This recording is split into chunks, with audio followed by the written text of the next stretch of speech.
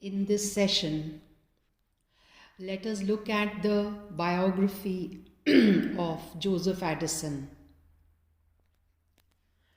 Joseph Addison is an essay writer of English literature, and his essay, Meditations in Westminster Abbey, is prescribed for the students of English Literature, BA Part 1, in Paper 2. So, first, the biography of Joseph Addison. The English essayist and politician Joseph Addison, whose dates are that he was born in 1672 and died in 1719, founded The Spectator, a periodical with Sir Richard Steele. Joseph Addison was born on May 1st, 1672, the son of the rector of Millston, Wiltshire. Rector means, in a way, Mukhya Pujari, priest. He was educated at the Charterhouse, an important boarding school, and then at Oxford, where he received a bachelor's degree in 1691. Addison used poetry to further his political ambitions. His earliest poems include flattering references to influential men. In 1699, Addison was rewarded with a grant of money which allowed him to make the Grand Tour, a series of visits to the main European capitals, which was a standard part of the education of the 18th century gentleman. One record of his travels is his long poem Letter from Italy.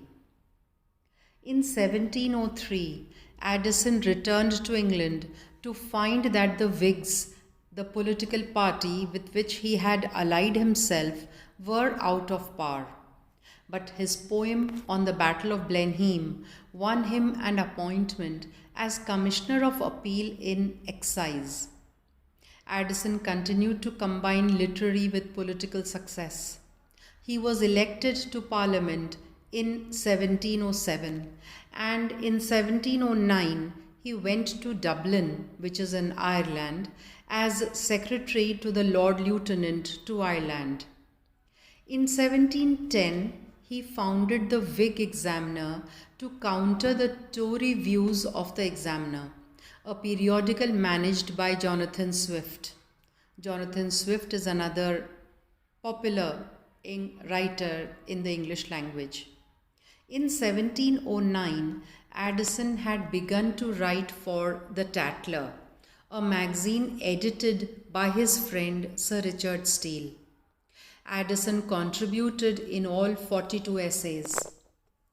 The last issue of this periodical was published in January 1711.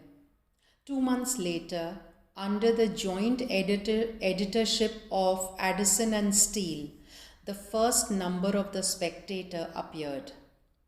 Published every day, it ran for 555 numbers. The last issue appeared on December 6, 1712. Although its circulation was small by modern standards, it was read by many important people and exercised a wide influence. Addison and Steele wrote 90% of the essays. Their purpose was, in their words, to bring philosophy out of closets and libraries, schools and colleges, to dwell in clubs and assemblies, at tea tables and in coffee houses. Some of the essays are concerned with literary and philosophical questions. Others comment on good manners and bad, life in the country and in the town. Addison and Steele invented characters who represent different types, notably the old-fashioned country gentleman Sir Roger de Coverley. In 1713, Addison wrote Cato, a tragedy, a play in which he undertook to imitate and to improve upon classical Greek tragedy. The play was a success. probably because some of the audience took it to be a political allegory. Uh, an allegory is when you use some idea or symbol to represent something else.